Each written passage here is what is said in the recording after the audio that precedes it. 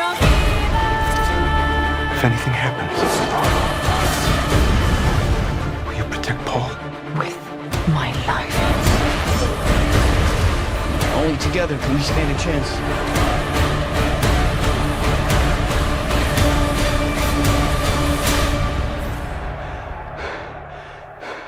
It's time.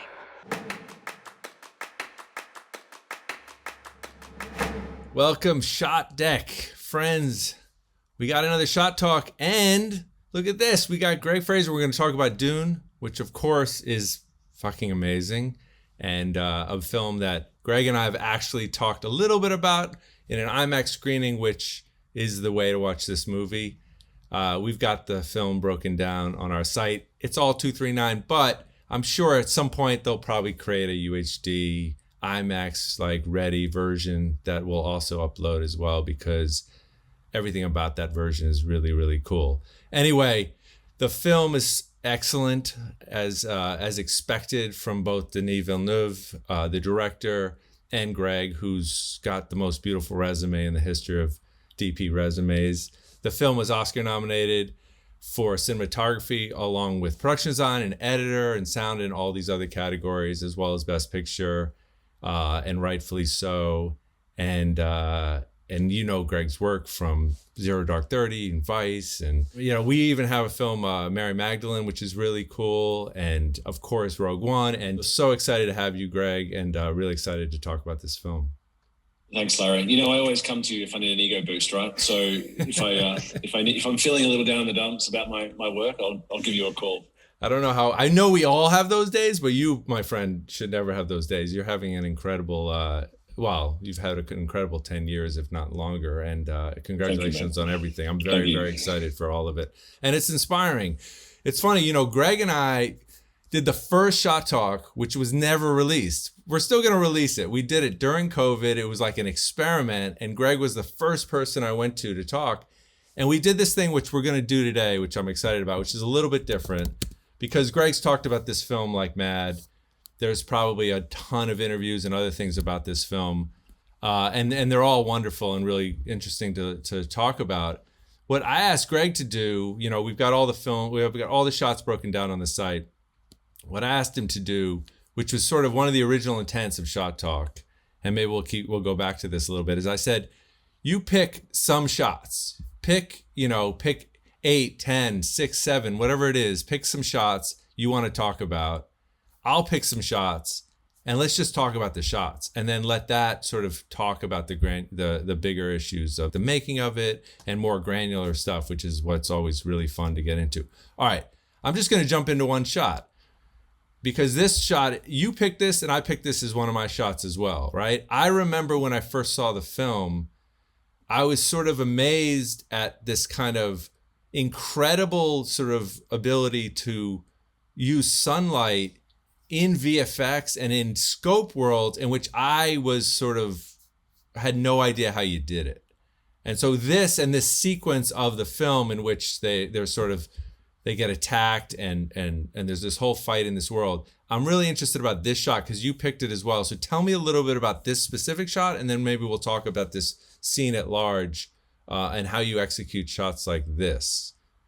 Well, you know how at the beginning of a film process, you're looking at the artwork. The artwork's always up on the production walls, or you're going to the art department, and you're always thinking, how am I going to realize this artwork? Because that's ultimately our job as the DP. We don't just draw and send it off to be completed. We are the guys, girls responsible for making it appear on the day and final. So with the help often of VFX and with often the help of design, we're the bridge to try and realize that artwork.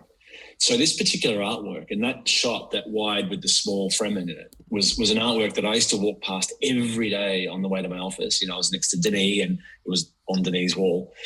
And I used to just feel ill. I loved it. And the thing is, as the realizer of the technical, I walked past it and was like, oh, it's so great. Ooh, how am I going to do that? Because you and I both know that, an HMI is a fantastic thing. An 18K is a fantastic thing. But what was the beauty of that was the shafts of light, the sharp shafts of light that appear in a very sort of, it's not just a slash, you know, it's not just a gap. It's a proper design. It's a proper wagon wheel of shape. And this particular design I thought was joyous and beautiful because of the big concrete structure, and it's a structure that I desperately wanted to film. But I didn't have any idea how to do it because everybody's wanting to shoot on a stage. Everybody's like wanting to shoot on a backlight. I'm like going, yeah, but if you shoot on a stage, how are we going to create the shafts of light? And if we go on a backlight, we can create the shafts of light, but then we've got to block everything else out. Like this is going to be a football field size of flags and cutters and machines. And so we brainstormed and eventually we, with the help of our fantastic rigging department, which is, you know, in Hungary, part of, I think, the art department, or I can't actually recall how it works there. What we did is between two stages, we set up the correct color of the walls, and we did a gobo. We made a gobo out of material that effectively you use your ropes, and it goes across between the two stages, and then the next piece, and then the next piece. So you end up basically with a gobo, the big gobo. Now, obviously, it was never this big because that's 100 foot in diameter. Maybe it's 200 foot in diameter. Yeah. So we never had that space. But what we did is worked out how the higher the stages were, and we made something that was scaled so that it would create that shape of line. And then I had, my assistant Nick do light studies, and he put it into 3D model, and we worked out that, okay, between 1031 and 1053, that shadow sits right between the two stages, and that's when we have to shoot the wide and then the close. So again, it was one of those things. It was like a theater show. We had all the cameras set up. we set everything up to achieve the goals of this scene. It required a lot of discussion. It was probably the set that required the most discussion, but I just love the way it looks because it's very hard to replicate sunlight. Again, everyone says, yeah, use an HMI, but the way that it cuts is different. The way that the edges are different. You can never get an HMI far enough away. No, and I don't care even if you have the biggest stage. I had this exact same dilemma on Black Adam, which was we had the biggest stage at what is now Trilith, and as many HMIs as we could do, and yet to feel like it actually felt like sunlight, a billion miles away is just like an impossibility. And it's funny, I don't know if you've ever had this, but every time we're in this situation, this is me and Rafi Sanchez, my gaffer on that, we would go, wouldn't it be cool if there was a stage, like a stadium effectively, that basically had a retractable roof, so you could exploit the actual sunlight coming in. Like, even if, and again, obviously then, with rigging and shadows and other things, or it had like a diffusion layer. And so that fundamental problem we have, which is like, of course we do it with space lights, and we do it with sky panels, and we create sort of ambience, and then we create sunlight that comes within the ambience, is still never quite like the real thing. And that's what I couldn't quite figure out how you did. Yeah. I mean, we scoured the world. We were okay. What about a big silo, like a big a cooling silo, or what about XYZ? What about a stadium? What about a stadium that we can then but then you've got to put a roof on it, and then you got to rig that roof. It's got to be structural, right? But then the rig shadows. Like, there's a whole series of factors why the world's conspiring against us to create images like that. Exactly. You know what I mean? Like, nature and physics conspire against us. So this, to me, was a perfect balance of production design. I was diligent and absolutely convinced that I needed to be true to the artwork on this film. The artwork was beyond beautiful. It was beyond good. I mean, Patrice Vermette, what a master designer. And I felt like I needed to be able to look him in the eye after I'd shot this and given him that artwork back in movie form. We all worked super hard to do that. And, and with the help of Denis, again, I gave Denis some very sort of tight windows. Unfortunately, the way the sun was, and, I gave him some tight windows to shoot the scenes, and we all worked together and we achieved the goal. I love it. I just love the way, but it's not just this shot that I love. But I love the way that this shot and this scene works in with the next scene, which is a lab, which is small and intimate. Right. So again, it goes back to the idea that we wanted to do in the Dune universe, which was we needed to concentrate on characters, because you don't have a film without characters. And in fact, that's all of our love. But you wanted to put them in context. And so going from this place to the interior lab, which is literally right next door to it, I loved, because it just gave me the scale that I wanted. Yeah. Well, let me ask you one more question, because it's interesting, because when I saw this image here, it made me think of one thing, and I'm curious about this with regards to Dune or even some of your work of late, which is how important those kind of like concept art shots are, because they're really important. Like, they actually are in the first step of like defining the look and feel of the movie. And often in those worlds in which the concept artist or in some other form, they create these rendered images that become like the template shots for the movie, often they do have like kind of incredible lighting. And I've had the same effect. I've had the same reaction where I'm like, I just want to replicate that. That alone is beautiful. Okay, now it's my job to try to replicate it. It's interesting because a shot like this is very much in the world of like, you know, previs lighting and other things in which it can actually do things that are right now currently really hard to replicate, but they're quite beautiful. And I'm become sort of obsessed wanting like the previs lighting to allow you and I and other DPs who are working with previs and working in this world to also collaborate that early on, and even like then be able to say, yes, this is not just a beautiful image, but it's executable, and this is how we'd execute it with the modern film tools, whatever they might be, even if you have to do it with like an LED or an HMI or some tool that actually exists in photography. I mean, what is super exciting now is that you're right, in the Unreal Engine, that you can create proper sunlight and you can create this look, and you can convince everybody that that's possible until you are the one having to put up the 18K and flag it, and it's like, this doesn't look the same. Exactly. So you're right, we need to take that knowledge about what's possible with our tools, but there will come a day, and this wasn't the day, but there will come a day where we create the world in Unreal, the environment, and then we just shoot our plates, right? And we just shoot our humans, to go inside that. Now, in this case, we did not do that, but I see a world in about 3 or 4 years where, you know, if we take, let's say the closer version of the Sardaukar coming through the sun, there will be a day that we are able to say, okay, design the world in Unreal, and then we can create our rays of light, our cutting with our rays of light, and because our HMIs are closer and the cut's closer, so we can put our tools and use them in an Unreal sort of environment. So that day is not right now with us, but that day is close. Yeah. So I'm excited by that prospect, because, you know, it's going to create a look that we've not been able to achieve in filmmaking before. Yeah, which I agree. I feel like, you know, that this particular scene feels like we've found a great location that suits the purpose. And in fact, we didn't. We created it. Right. Well, that's that. I remember if it was precisely that. I remember literally going, all right, how'd you do that one? How'd you do that one? All right, wait, let's choose this one. Interestingly enough, you had chosen as well, which is, I guess it's part of sort of like a prayer section, but you chose it. So tell me, can you see the image, Craig, or no?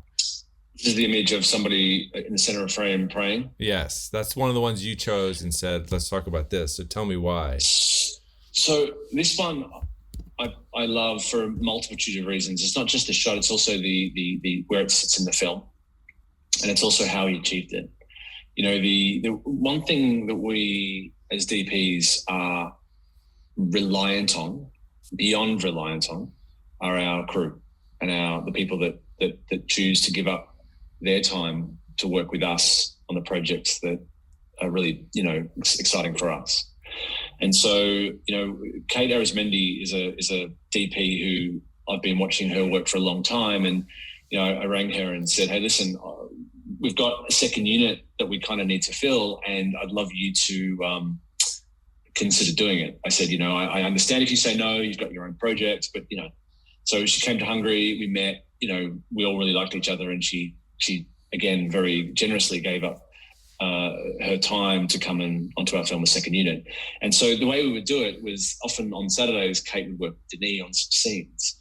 And so this particular scene, what I love about this is it represents, I camera operated for Kate Arizmendi on this day. So that particular shot, I'll proudly say I found, but on her set, which I kind of, was been trying to be respectful. I didn't want to sort of, tell her what to shoot, but I actually I grabbed this shot. So I don't know, as the camera operator in me and the helping her achieve her day, and her trying to help me achieve the film, I felt like it was a kind of a great sort of tag team situation. And also just the rest of that scene I love, because it's just so beautifully shot, and not just this shot, but also the other ones that she achieved after I'd left and went to start pre-lighting my. And it was that because the way the sun is dappling through this section of the prayer, and I don't know if that even includes like that beautifully sort of constructed wall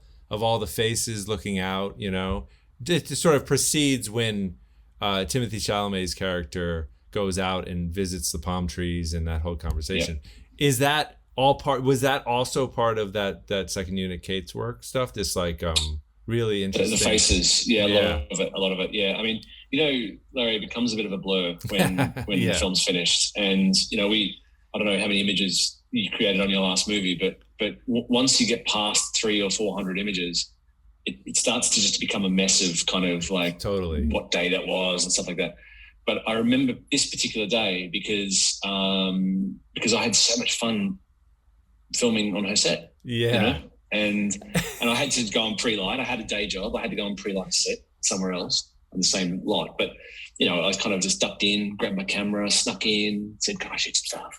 It was a bit of fun. And that's where, I give full credit to, again, those our amazing crew that kind of come and work with us, because it's a tough job we have. We're often away from family and we're working long hours, and it's a demanding day. We're all under a lot of pressure. So I don't take that responsibility lightly when people choose to come and do a film with me. Yeah, well, it's a really cool section. It must have been fun. Was it like your point where you sort of almost were like B camera, where you could come in and just find shots, find frames, and just go, hey, I just want to see what I can. Oh, that's super fun. I had a camera that was a pre-light camera. Yeah, and I snuck in behind Kate and said, hey, can I just shoot some stuff?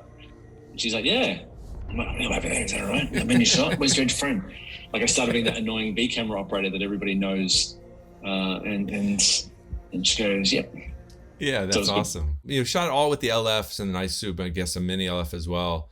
And you shot with H series, and then you also shot with sphericals as well at times. We shot with H series sphericals, and we shot with Ultra Vista anamorphics. I see. All the Ultra Vistas with anamorphics, and those are 2-time anamorphics. That's a 1.65 times. Got it. Yep. So it's been designed again. I probably speak to Dan about this, but I think it's been designed specifically to maximize the LF ratio sensor, to turn that sensor into a 240 kind of frame, using as much as possible of that sensor, right? And it was really important to us that because we knew we were going on a big screen here. That was the mantra from day one, was we want this to be as on the biggest screens that we possibly can. And it was to kind of, both Denis and I have seen 3D before, and we've shot with, we've had our films finished in 3D, but we are believers. I am a believer in the fact that I think the future is scale and big, large scale, as opposed to 3D. Now, people might disagree, and I'm happy for that. But you wouldn't find much disagreement anymore. They were trying to sell 3D like back in the Hugo and post Avatar days. Like it was the future of cinema, and I think it's been proven that it wasn't, because I used to always say, my son, I'd say, hey, you want to watch it in 3D? And he goes, no, man. And they would always say, I'm an old fuddy-duddy. That's why 3D doesn't work for me. But your kids, they're going to love it. And I went, well, not my kid. My kid's not into it. So I thought, well, that might be a precursor to why 3D might not be the second coming of filmmaking, You know, the thing, I don't know, I tend to think that the depth of an image and is three-dimensional. You know, like the closest thing that I've seen to a 3D image, I haven't, you know, obviously large scale on IMAX, it's incredible because it's immersive. But I recall when we were shooting Rogue on the 65mm camera, we were downloading those files and we were watching them in 6K on a computer monitor, on a 6K computer monitor. And I remember thinking, this is the most three-dimensional image on a screen that I've ever seen. And it wasn't because it was sharp. It wasn't because it had that silly motion thing on it that everybody is using on their TVs. And it wasn't about the K, the 6.5K versus 6K versus 2K. That maybe was part of it, but I think the combination in that show of the lenses and everything. Right. So I'm a believer. I'm a believer in the fact that we can create three-dimensional images on a two-dimensional screen without the need for, you know, funny glasses. Right, and because when you guys went, unlike there are films that go 190 for IMAX and then 239, you went 239 and 147, or you obviously there's protection in certain screens for 190, but you can project this in the 40 or 50 147, right? Is that 147? Is that correct? Or 143? 144. In that world. Sure. Yeah, I think it's 143. It's basically in there. But anyway, we should know. It's embarrassing that I don't know exactly the thing. But no. This is going to get cut out. Exactly. We'll fix it. DPs have no idea. No, by the way, here's how you find out. This is the simplest way I can tell you. This is the easiest way to find out. We go to aspect ratio in the filters. Hold on. This will tell us right now because it's correct here. 143. I see. I knew I was right. 143 IMAX. Obviously, that is fundamentally different than 239. And I remember even that short conversation we had with Denis, and he's like, yeah, we basically burned the ships when we landed ashore. Like, when you decided to go with those IMAX scenes, you really committed in a strong way. And those, and so you planned it all out well in advance, obviously, because when you did those, you obviously needed to go spherical, or else you would never have all that information to project for a 143. So was that exactly. You must have really like keyed in on every scene, and then obviously knew these are IMAX days and these are anamorphic days. Yep. Yeah. And some days were both, and my fantastic camera department kept it together, and you know, it became a big blur for me because I was trying to go, is this an IMAX thing? Yeah, exactly. And did you was it exciting to kind of frame for both? Like, if you were did you get really into the 143 framing? Because it's like we spend so much time in widescreen that it's interesting to then move into that 143 and realize the potential for framing in that. It is fun. It's fun with your brain because it's different. It's totally different. You've got to totally be different thoughts because you know that it's opening up top and bottom. And so you know where your eye starts and then where it goes. So you might, if you know that it opens up on the start of a scene, you might frame the first shot of that scene in 240, even though it's top and bottom added. But then continuing, then you might change the frame slightly. So we've had lots of debates about that because you're sitting in a wide shot and you're like, yeah, but that's at the bottom of frame. Shouldn't we? Because the previous shot was a close up on Paul on 240. Shouldn't we tilt down so that what we're supposed to be looking at isn't boom? It's where it in the middle, and then we tilt up or we cut to. So that's a whole other conversation about in IMAX. And you're right. It's there's not that many screens with that ratio, but there's enough that when people see it, they have that experience, and it's worth it because I think it's worth encouraging more of those screens. I do too. I do too because I feel like that is where it's fundamentally a different experience. Because it's so north and south versus east and west, and like you say, it does actually play into deciding all directors and DPs and all we have to decide is where do you want the eye to go and where do you want it to bounce and cuts, and all those things have to come into play when you're dealing with a screen north and south, versus east and west. What did you do on Joker? Because you had we did 185. We just did straight 185 in the but in retrospect it probably could have just done 190, and obviously all the IMAX versions were 190, but at one point we wanted to do 2.2, like the aspect ratio of the Arri 65, but we decided so late it was going to be like an extra $500,000 to extend some of the VFX, and we just didn't have time. We kind of ran out of time. We thought maybe that would be an interesting experience because it would be something new for IMAX. But I really am excited to this prospect of the 143. Like that's something I would definitely like to do, for sure. Yeah, it's fun. It's really fun because it's again, you're not just playing with what traditional framing. You're playing with the fact that you can only take in a certain amount on the screen. So therefore, you've got to make sure that what's at the bottom left-hand side of the screen is not that relevant, because you don't want, unless this is part of the story, unless you want the eye going down to the bottom, because it's not just an eye flick, it's a head move. Yeah. And so, if suddenly you're playing down there, there's got to be a really good reason for that. Yeah, it's interesting because I talked to some people, and again, I never liked this in the 3D conversations where they would present a bunch of rules, because I thought, well, if there's so many rules, I didn't like this in the digital transition when they went from film to digital photography, where they were like, well, you can do this, but you can't do this. You can't go out in the snow. And I thought, well, when it catches up, then we'll be ready. Like when there are less rules, then, it's come, right?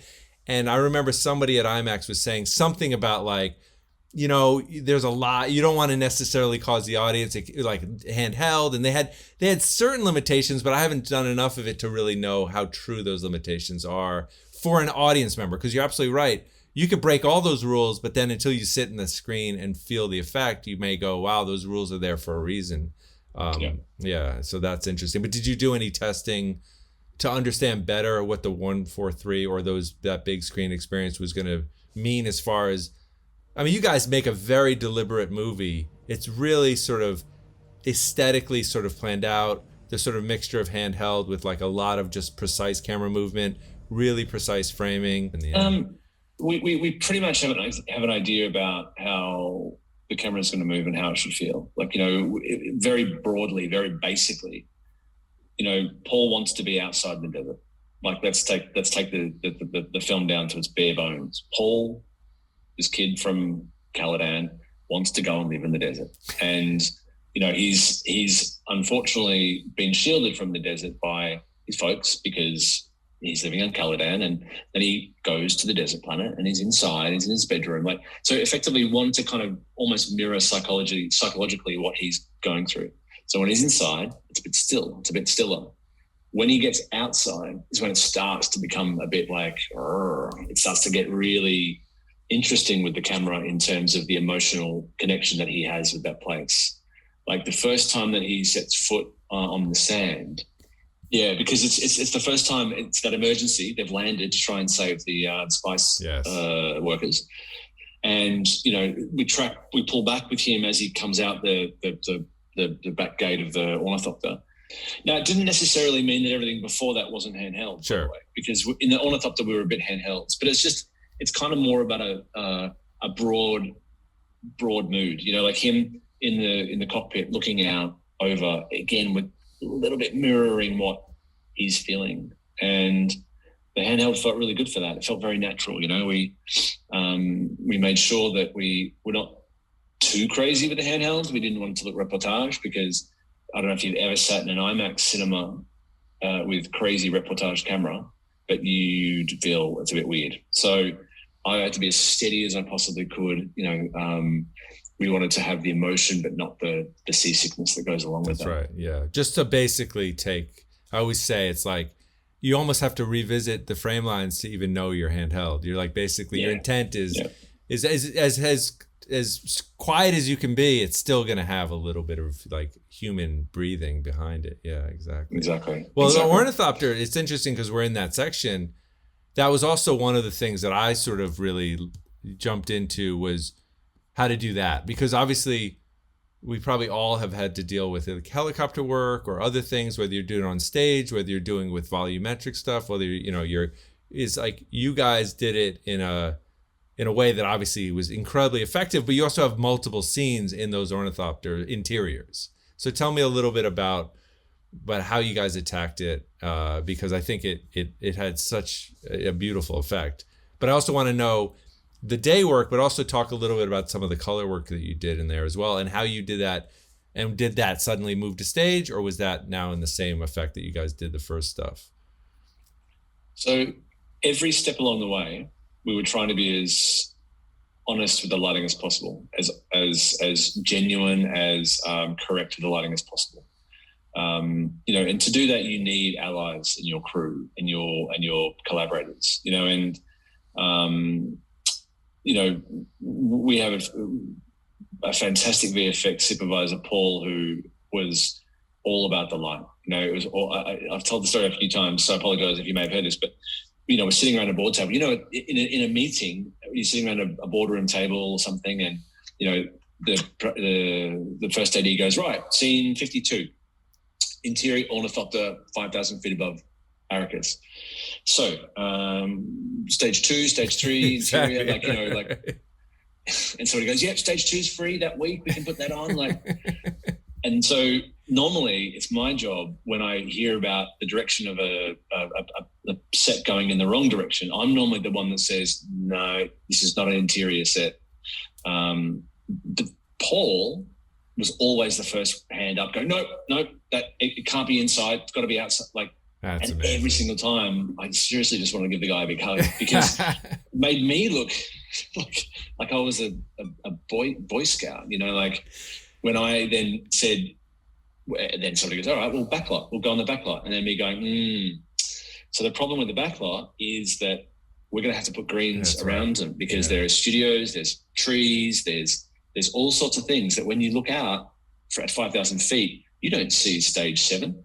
You don't see a tree. You don't see a fence. You see literally sky and horizon just a little bit below below the horizon line. So I said, unfortunately, if we're on the backlot, we're surrounded, and therefore we're going to have the wrong line.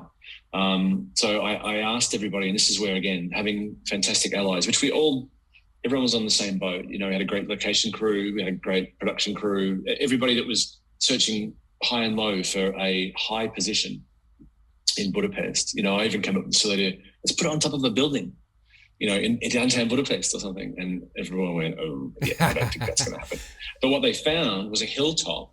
And on that hilltop, there were some old bunkers from the Soviet era, kind of, Hungary time. So we put it on top of the bunker and all the gimbal. So we were already up higher than the rest of Budapest. So we didn't have any green spill because we surrounded the base of this thing in this ginormous, like a collar of sand color, big enough to basically surround the entire bottom of it. So if you took your glasses off and looked outside and your eyes were a bit blurry, you would kind of feel all you could see was sky and sand. So from that point, we were successful. We started the day successfully. So then from there, we had to then wait for sun to pop out. Had to be at the right angle so that Oscar wasn't front lit or Timothy wasn't front lit. Of course, yeah. So from there, we basically start on the right foot. We start in the correct way so that we're setting ourselves up for lighting success. Of course. Well, I mean, fundamentally, just the hardest thing to replicate even, and this is why at least volume work is partially getting us there, is just the ambience that you're missing when you're on stage. Even if you surround it in whites, even if you do all the things, you're still never quite replicating just what it is to have. I mean, there's a lot of ambience just coming in the room I'm in right now that is like, if we had to replicate that on stage, you recognize the power of just the world and sun and all the other things that go into play. It's interesting because But the other thing, going back, sorry to interrupt you, but back in the day, that ambience, what did you have to create that with? You had to create with tungsten light. Yeah, well, that also is basically of course, a flame. It's a filament burning. Yes. So you're creating a color which is 15,000 Kelvin, towards the blue spectrum, and you're creating it with fire. And then you have to gel it. So it's never going to look right. It's never going to feel right. Of course, and even when you'd say, well, let's do it with HMI so it feels more like it, then sometimes you're just up against budget constraints. You're like, wait a second, tungsten's way cheaper. So it's an interesting thing that you bring up because this is obviously something that all people in their departments have to do at some point, which is to be the sort of sorry guys, this is not going to be the plan, and this may be more expensive. But yes, you're absolutely right. When the VFX department's on board, it certainly helps to have two of the major players at least on the same page and not fighting against each other. And because of course no movie, no matter what size, works in a vacuum, budget is always an issue. So there's never a point in which you can just throw that out and say, hey, whatever you need, and it's tricky. But the people that actually end up suffering was, of course, me and the actors, because putting an ornithopter, which is all glass, on top of a hill in Budapest in the summer, you can imagine, and when you're in a gimbal, you close the doors. No one can get in or out. Like, you are stuck in a gimbal with 15 people and glass and summer. So I guess the people who actually suffered the most, I unfortunately was the one. So Paul, our VFX supervisor, just got to watch from the monitor. I was the one that had to sweat it out. But it was great. And you know what? It looks amazing. Yes. And I'm really happy with the final VFX. I'm happy with the scene. The scene's fantastic. There's a moment later in the film with him and his mom in which they actually go upside down. Hair goes up and all that. Are you actually in a gimbal that can do the full rotation? So this is where we had a number of gimbals and a number of different gimbals that do different things. Yeah. So yes, we had, in that particular scene, we had a gimbal that had the classic, because they go through a sandstorm as well. And so again, therein lies the question. It's like, well, how do you shoot the sandstorm? Do you shoot it on stage? Yeah. Do you shoot, do you fill the stage with dust? Do you, how do you do that to give it the most authentic look? We ended up building sort of an outdoor stage with telehandlers and a roof, construction roof, and filling that with sand and dust and shooting from inside. And then to clear it, we would take the lid away and, it would just clear so that people could breathe. But this particular scene, we had a gimbal that was a rotation, like a rotisserie gimbal, as opposed to a normal gimbal, and it was fun. I don't think I was in it at the time. No, I know you basically have to lock the cameras inside and let them go for a bit of a joyride and get sick if they are. And so now, but later when they're held captive, it's like with the green light and the sort of night sky out there. Did you then move inside? Did you bring that ornithopter inside? What was the technique there? Yeah, this is all about control. So we knew that if we were outside, we'd have to be there outside at night, which is obviously not the best, especially if you're jet lagged or everybody's tired. So yeah, we had the opportunity. What we did is, what I asked Patrice to supply was a backing that it was effectively a low-res painting of a horizon, of sky and sand, which was effectively two tones of grey. It was lighter grey and darker grey, which is effectively what you see in the desert at night. Yeah. And then we, with LEDs, we lit that to be the right level of blue, the right level of grey or nighttime that we wanted to do.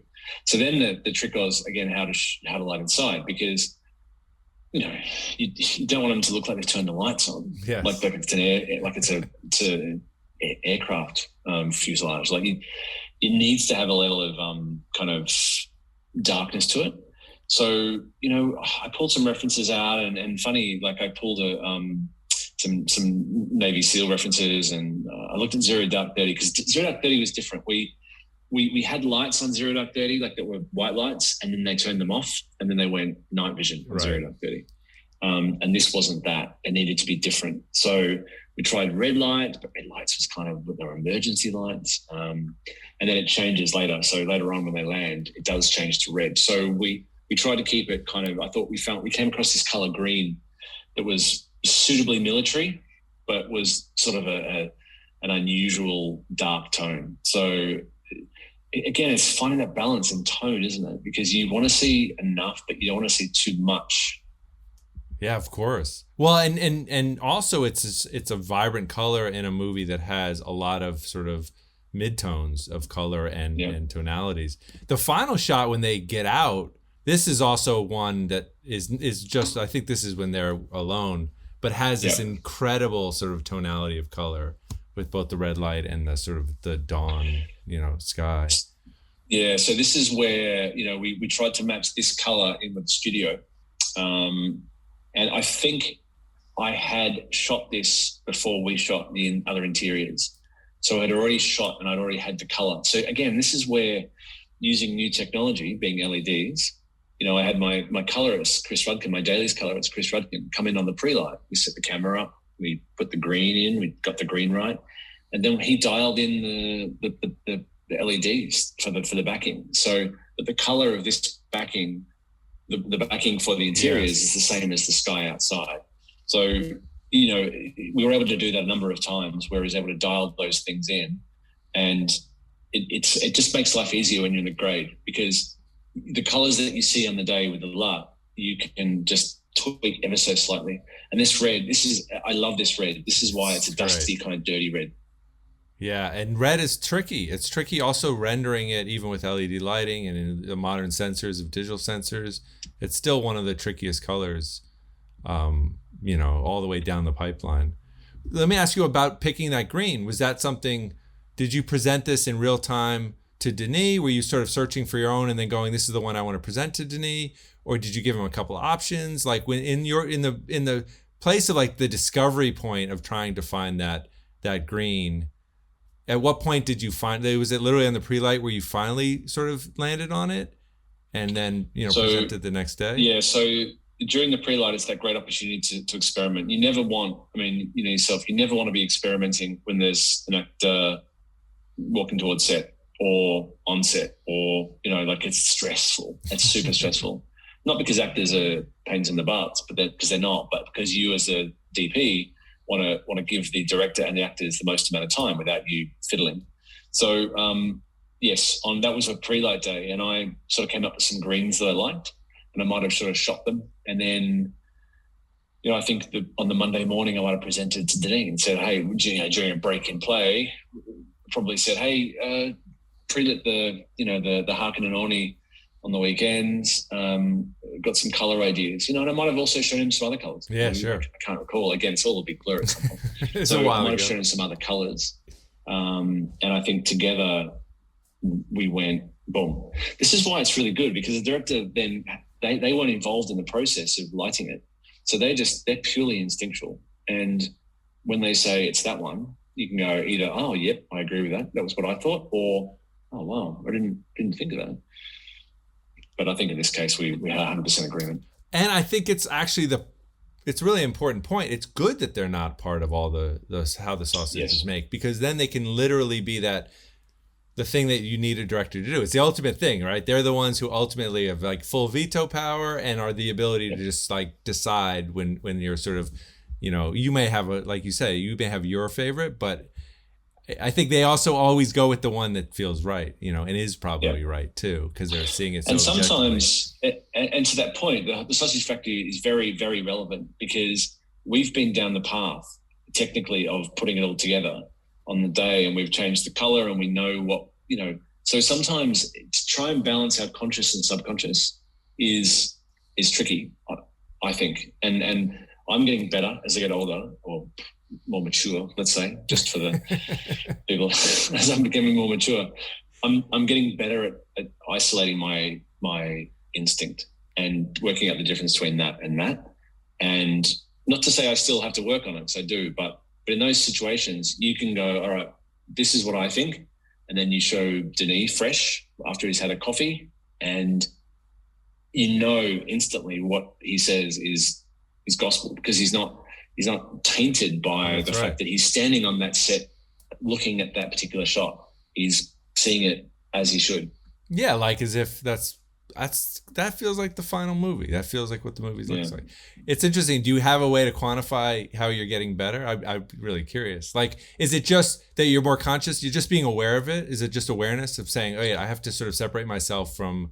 Because I find also one of the tricky things is when presented with something boldly creative, I've suffered from this even just recently, is sometimes your brain goes into like, oh, how are we going to execute this? And so you start to almost go into like, which is the two sides of the DP brain, like technical first, and creative. You know what the technical things are, so sometimes those can infect the creative.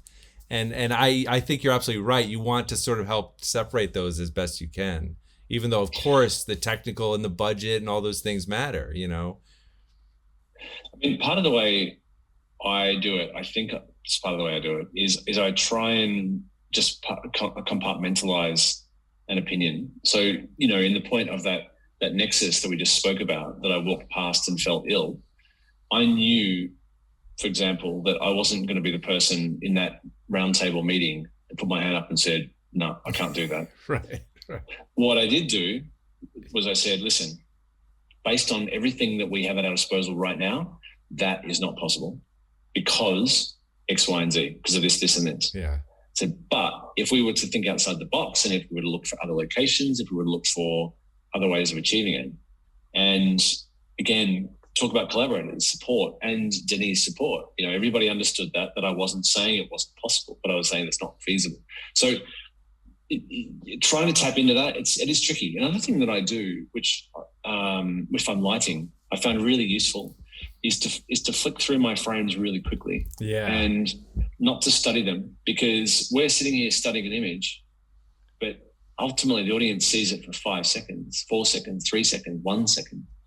And they need to be able to read it, and it needs to give them something in that first half second that they see it. They need to understand it so that they can then turn their subconscious attention to the story being told. So I find that sometimes flicking through the images really quickly help me ascertain what's working and what's not. Or if I'm in the middle of lighting, I go and do other stuff. And as I walk up to the monitor, I glance at the monitor, and if I'm happy with it, we're good. If I glance at it and go, then there's more work to do. I actually do the same thing where I say, listen, I'm actually going to go. This is a perfect opportunity for me to go to the bathroom, or I'm going to walk away for 5 minutes so that I can come back with like a little bit of a fresh eye. I have to do that in color timing all the time. I used to be like the guy who would sit through every adjustment, and then I realized, no, I have to. It's better if I give notes, leave for a minute, and come back. Because then at least I have the objectivity that you're saying, like Denis has when he chooses it. You need the same objectivity. Otherwise, you're sort of too inside of it, and you stop seeing the sort of forest for the trees kind of thing. Exactly. All right. So post meeting with the Reverend Mother, there's this scene, right? And this was one of the ones I picked, which is this like incredible scene, seemingly in like true mist between Paul and his mother, and there's a couple complexities in here, but just tell me a little bit, and I'll sort of, well, let's play it for half a second just to see the context of it. You're lucky he didn't die in that room. If he is the one, he has a long way to go. His sight is barely awakened, and now he goes into the fire. But our plans are measured in centuries. We have other prospects, if he fails his promise. Do you see so little hope? And then this goes from here, but then later, and I'll bring it up here as you talk about just the context of the scene, there's a door or window, something that opens up for them to leave. And this you do a couple times in the film, right? You're like in these interior spaces with incredibly sort of like bright, open air sections of space, right? It's like, it happens a lot in the film, quite frankly, in this specific scene has this kind of opening door thing in the midst of a larger scene that I'm just really curious about. One, this atmospheric look that you did in the majority of the scene, and then also the sort of second half of it. I'm going to find the specific scene right here. Here it is. There you go. Yeah, exactly. You can talk a bit. Yeah.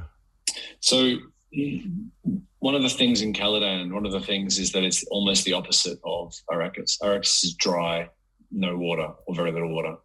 Caladan is the opposite. So we wanted this scene to be set in a kind of a fog, in an old London fog type thing. And Gerd, our special effects supervisor, I think they did the similar thing on Blade Runner, or he had misters. So we set this stage and basically made it like a sauna, like a cold sauna where, the whole place was wet. And it's funny because if you sat in there for too long, you would get wet. But it didn't sort of drench you. So, but I feel like that mist has different characteristics to atmosphere. We use atmosphere all the time in filmmaking, and it's great because you can clear it quickly. You can, it doesn't get things wet. It doesn't destroy things. Like, it's just a really user-friendly type of, but atmosphere has a certain look to it, has a dry look to it. Whereas this mist was a really fantastic thing that gave everything a slight glisten. And, and what was powerful about the scene I felt, obviously, what we had to hear what they were saying. We had to know what it was so important what each of these characters were saying, because this is a very important scene in the movie. So, when we're discussing where this is set and what the location is, and, do we build something on the backlot? Do we do it at night? Like, there's, again, that round table discussion that we all have when the sets haven't been worked out. Denis made the point that he just wanted it to be as simple as possible. We didn't need to know where they were. We've established that. We just needed humans talking to other humans. So along with the ship, which obviously is something that we have to see, we set it far enough back into the mist that it becomes a bit of an anomaly. And we used real practical lights to create the ship lights. There was a couple of different sets. There was the set that has landed and the door opens and they walk out of, and then that set gets cleared overnight. And then there's a set where we have a moving light rig that actually does move. So we effectively put the lights where they would be and moved the lights, and then visual effects kind of helped, get rid of some of the rigging and add some of the other things. But if you look at it, it's super subtle and super simple. And one of my favorite shots in the movie is in this scene, and that's seeing Paul in the mist. It's the first time that we see Paul. We don't realize, there you go. Yeah, we don't know that he's either overheard this or he's seen this. And I just love it. I operated on this film, and I love operating because if I can. And I was operating on wheels. So I had my monitor next to Denis. And I think we had Timothy enter. I think he entered this mark.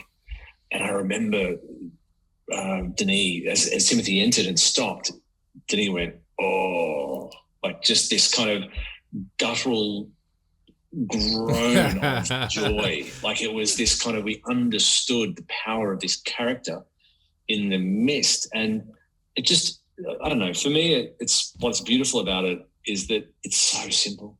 You know what I mean? Like, this is what's beautiful about film. If you show that shot out of context, you may not have the same reaction to it. It's a lovely shot, but you don't have that guttural kind of same feel of who this character is, because this character has just been through a form of torture. His mother put him in a position where he could have been killed.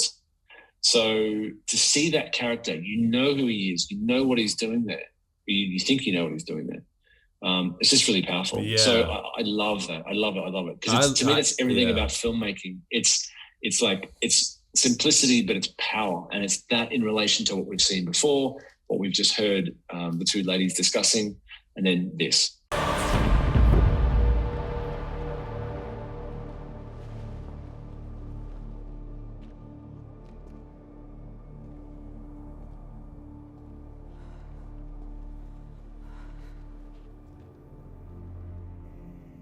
And what are you doing to pick him out a little bit? What does it mean? Like that little bit of like, in that mist, there has to be something, like what is actually the lighting technique that's going on in this scene?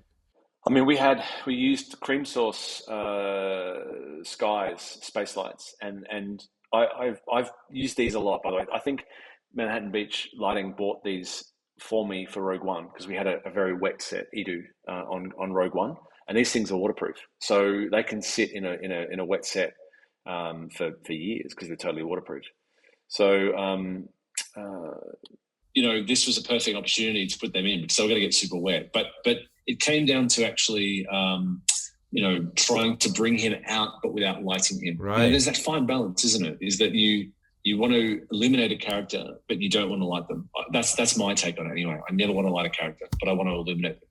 So it was about finding the right balance to light the mist behind him and in front of him just enough so that we see him in the midst there, but just enough.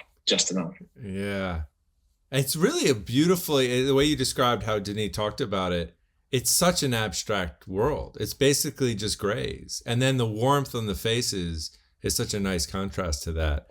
But yeah, as far as it's like a set, it's basically like you'd see something like this on stage, where it's just, there's no set. It's like some lights representing the ship, and then it's these faces, and it's like really a good example of how simple you can make something from a production design standpoint, and how also powerful, obviously, atmospherics can be. I remember in the IMAX screening I saw, in this shot here, there's just like, there was a bead of water that fell from that curl of like his hair.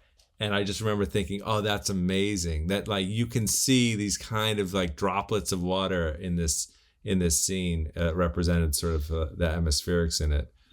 Yeah. Atmospherics, mate, I think they're highly undervalued. You know, in I mean, not to people that use them, of course, but often they're the things that kind of get jettisoned the first. You know, like because they're hard. Like mist is hard. Yeah. Atmosphere is hard. Water's hard. Rain is hard. Like snow is. I don't know. I think we respond to it. Humans respond to atmospherics because we've all been in a fog. We know how the air feels heavier. Well, it's also, you need the benefit of the VFX department also being on board with atmospherics, because of course they can make rotoing and they can make other issues, be really complex. But I feel like every time I do a scene with atmosphere, I'm happier. I feel like it's allowing the lighting to work better. It's allowing like the frames for you to discover the frames better. There's just like, there's so much organic sort of, creativity that comes out of the way atmospherics interact with the lighting, that I always feel like they enhance the scene. And also, like you say, whether you're putting your characters through a journey, atmospherics, if you're a director or a screenwriter, the atmospherics are part of that journey as well. Like you say, rain or fire or mist or wind, of course. Wind, yeah, exactly. That's amazing. All right, wait. I before I move on to one of your shots, I just want to talk about these kind of transitional moments that you have in the movie that would effectively be dawn, moving into sort of early morning, particularly the end of the movie, right? With the escape with his mother, obviously that incredible scene with the sandworm and them sort of like, up against it as it reveals itself. And I'll find that frame real quick here.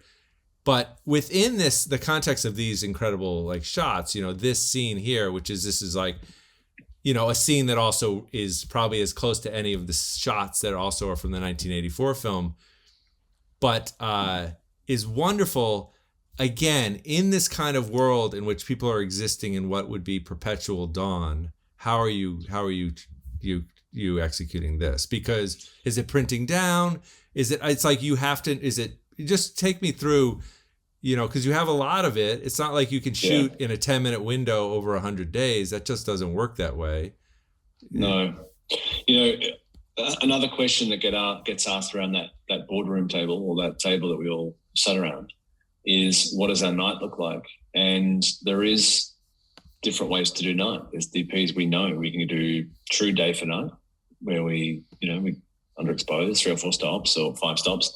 There is dusk for night and dawn for night. There is softbox illuminated light. There's so many different ways to do night light. And so we have to weigh up aesthetics and the reality of how we're going to do this. So, we knew that we were going to be in the deep desert for a lot of this night work. They get dropped off, so they land the Ornithopter, and then they run away from the Ornithopter. They're in the middle of the deep desert. So we had a choice. We could have lit every single shot that they're outside in. But my problem with that, and ultimately Denis' problem, because I explained the pros and cons, is that you can light a pool of light in the desert, but what happens beyond that? It goes black. Right. So it looks like they're standing under a street light. I mean, obviously that's the extreme version. You can make it look better than that. I mean, on Zero Dark 30, that's what we did. We did a big softbox, but we had walls around them. So, but in the deep desert, it's like, how do you give that impression that it's nighttime? So we tried where possible to do dusk to night, and again, whether or not you believe it's dusk, or whether you believe it's a perpetual dusk, or whether you believe it's a bright night, like a full moon lit night is not really the point. It's just that it's a different time. It's not the middle of the day. Well, yeah, and just being able to see this horizon line.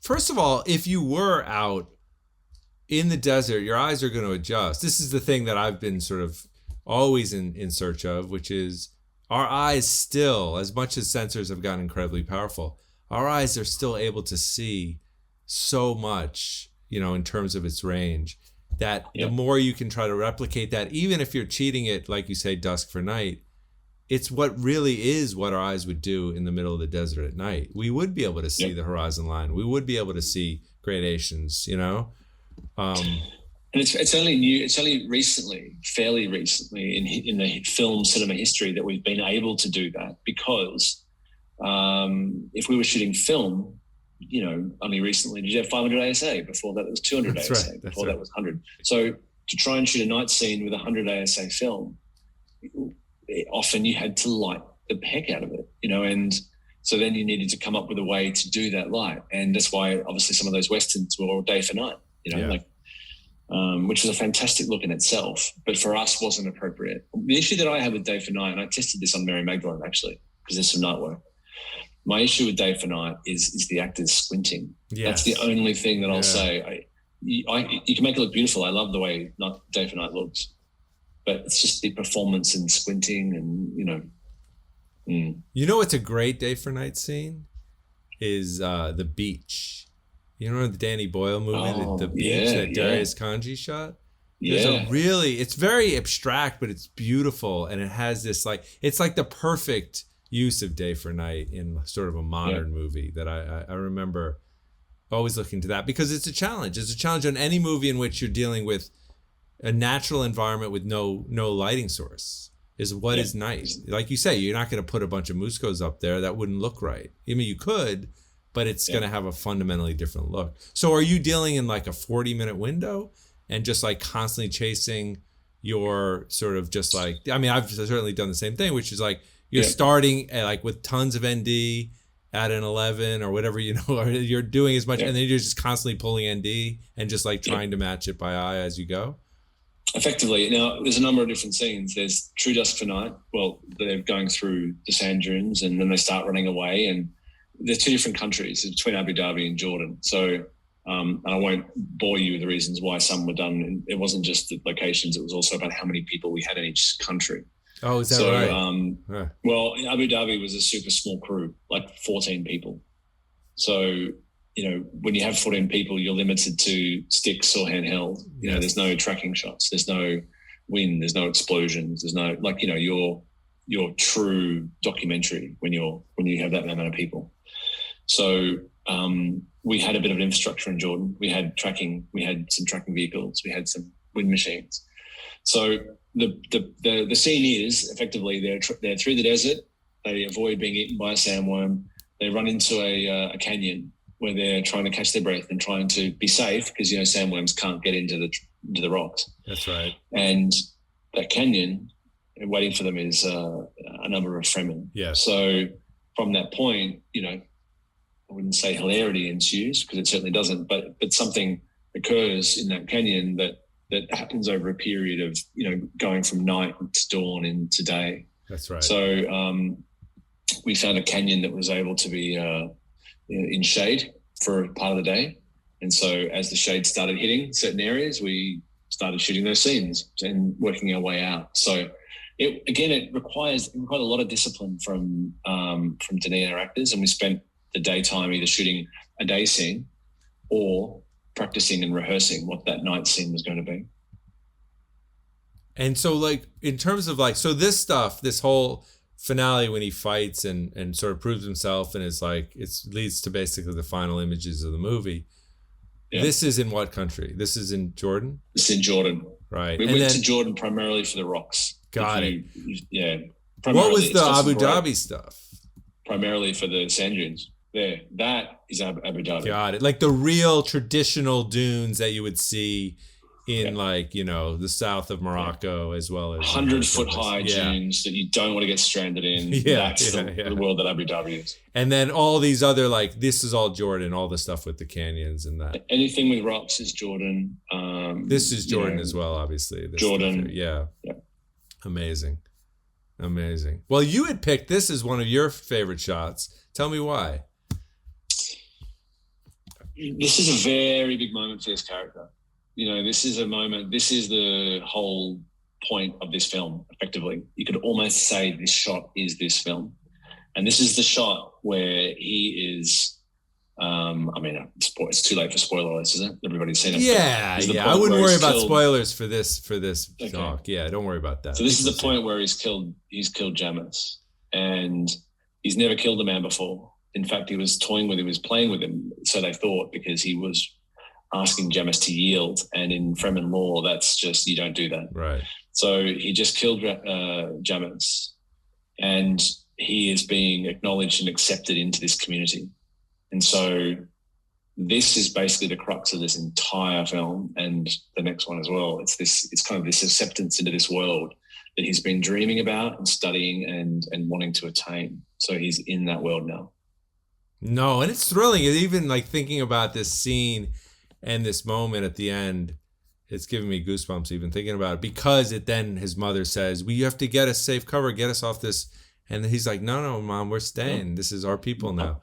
Exactly. Like if you'll have us. And then obviously he walks through and they all grab, this like the engagement of just their hands touching him as he walks through the sort of, the quarter of them is, I guess, ultimately their acceptance into his world. He's one of them, Some of my favorite frames in this movie are some of the simplest, and again, I guess it comes back to the fact that when we make a movie and we make a frame and we design a set, it's very easy to kind of be flashy, to show stuff off, to be kind of hyper, make everyone hyper aware of what the job that we've just done is. And some of the stuff that I find the best in this film is some of the stuff that probably people wouldn't look at and go, that's super flashy. Like, I just love that frame. Yeah, amazing. Well, here we have one more shot that we can fit in, because of course we could go on for hours, but this is obviously a very iconic image. But you also chose this as one of the shots that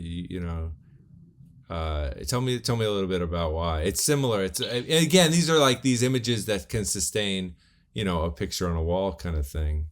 They say so much. I guess it's the what I like about it is the simplicity of this. It's their home is burning, and they've run to the top of this hill. They've landed. The Ornithopter's been bricked effectively and gone red, and they've run to the top of this hill. They've seen this place. They can't go back there. And this is the interesting part about this part of the story is they've got two directions they can go in. They can go home, or they can go the other way, which this effectively is their response to let's go the other way. And when they go the other way, this is where you see in the reverses the sea of sand behind them, and I liken this to being in the middle of the ocean, and you can either go back to land or you can go into the ocean. And into the ocean is always going to be stressful because it's not land. So, it's interesting to me, the ships that are in the sky there, right? That's a VFX, of course. Yeah. And yet, if I was painting this from nothing, my instincts would be to separate it out to the left to create a cleaner silhouette of Paul against that sky. And the choice not to do that is something that makes me go, God, that's so strong, because it's imperfect. Because again, if you could frame it up perfectly, you'd be like, oh, let's move Paul so that he's like, obviously the clean version of this without the VFX, he is separated. But to put that ship in the sort of headspace and the shoulder and head of Paul's character is a really incredible choice by Denis and the VFX department, because it makes it less perfect.